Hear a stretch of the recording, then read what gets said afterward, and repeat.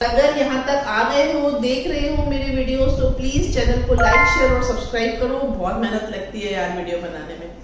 ठीक है, स्टार्ट करते हैं। देखो, chords of a circle having the same length, chord of a circle having the same length, यानी कि दो chords हैं, ठीक है, उनकी लेंथ सेम है।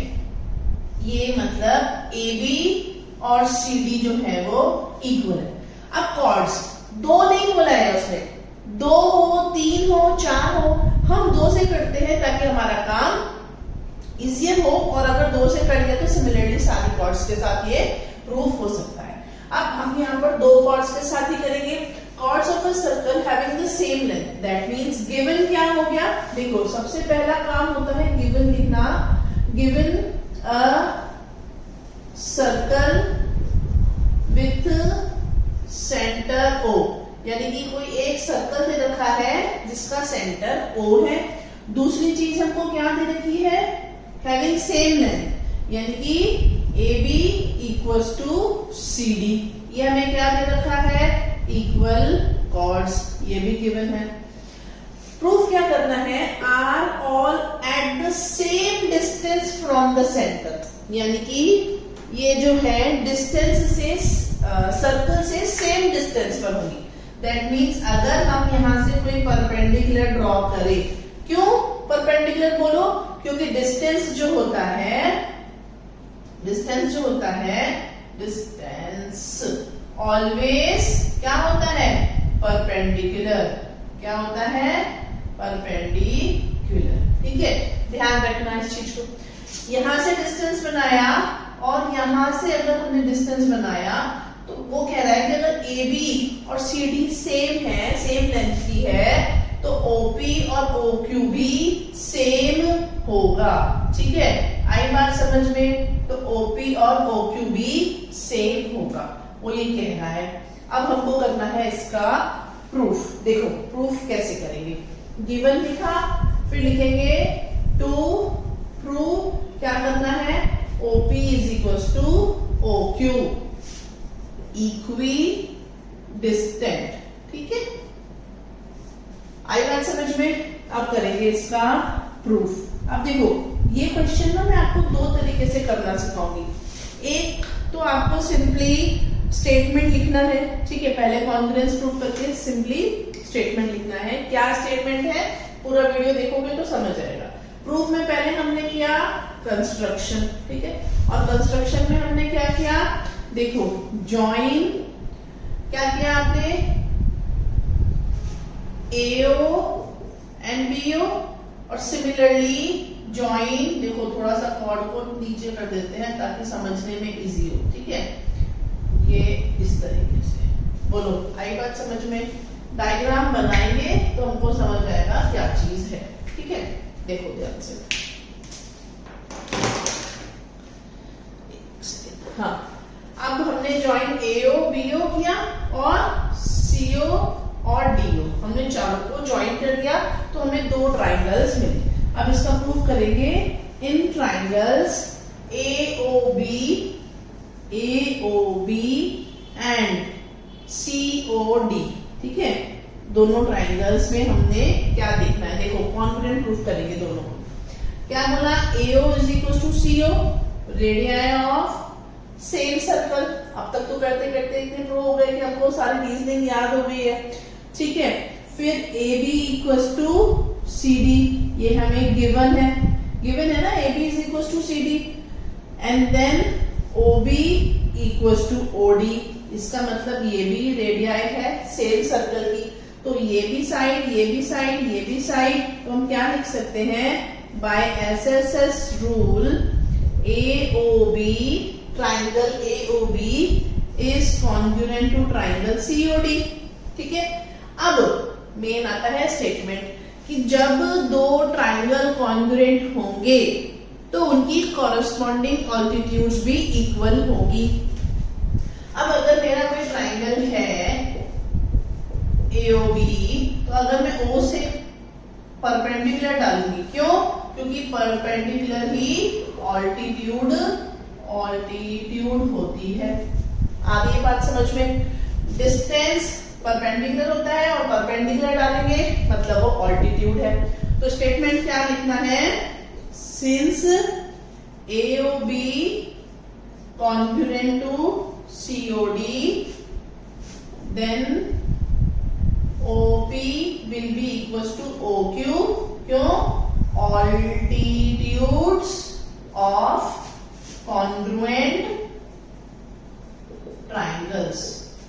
ठीक है, यानी कि ये आपको स्टेटमेंट लिखना है कि अगर कोई दो ट्राइंगल कॉन्ग्रुएंट है तो उनकी ऑल्टीट्यूड्स भी इक्वल होगी। अब मैंने आपसे कहा था कि इसको मैं दो तरीके से करेंगे, है ना, दो तरीके से सिखाऊंगी। तो देखो मेथड 2 क्या कह रहा है, मेथड 2 ध्यान से देखो। अगर आप तो ध्यान से देखो, अगर आप इन रेड वाले ट्राइंगल्स को ध्यान से देखो, दोनों रेड, ओके, आपको दो रेड ट्राइंगल्स दिख रहे हैं, ठीक है। इन ट्राइंगल्स OPB एंड OQD ध्यान से देखो। अब इन दोनों में बताओ, क्योंकि देखो AB इक्वल्स टू CD ये हमको गिवन है, तो half of AB will be equal to half of CD, right. Half of AB कितना है, PB, हाफ ऑफ CD कितना है, QD। तो PB और QD इक्वल होंगे, ठीक है। अब इन दोनों ट्राइंगल्स में देखो आप, PB equals to QD proved above, अभी हमने प्रूव किया, ठीक है। फिर angle P equals to angle Q 90 degree क्योंकि डिस्टेंस है।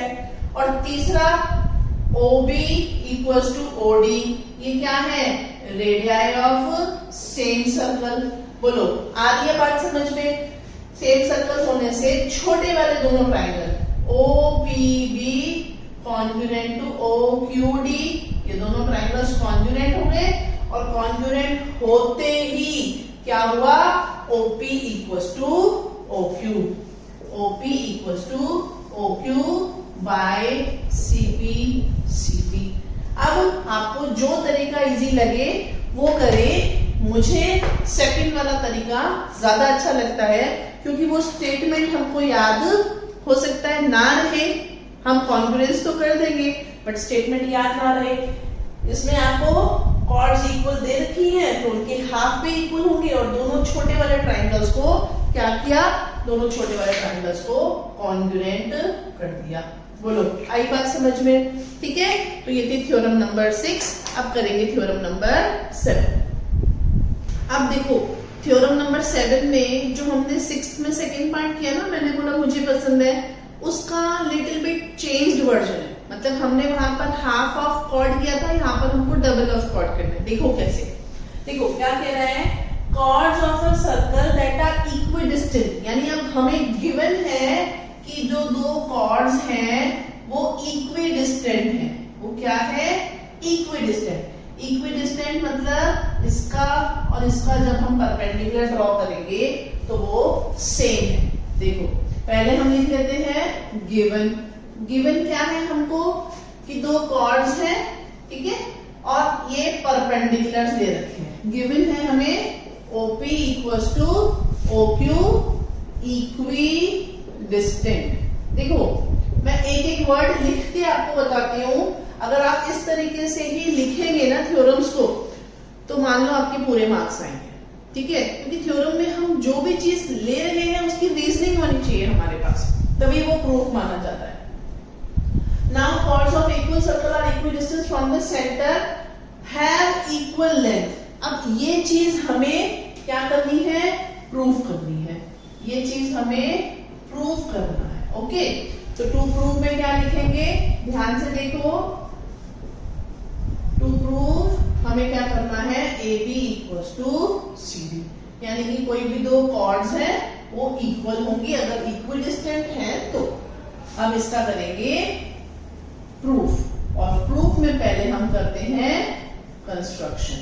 अब इसमें कंस्ट्रक्शन क्या करेंगे, देखो इसमें आप सेम जो हाफ ट्राइंगल्स हमने बनाए थे उनको ज्वाइन करेंगे, ज्वाइन OB एंड OC।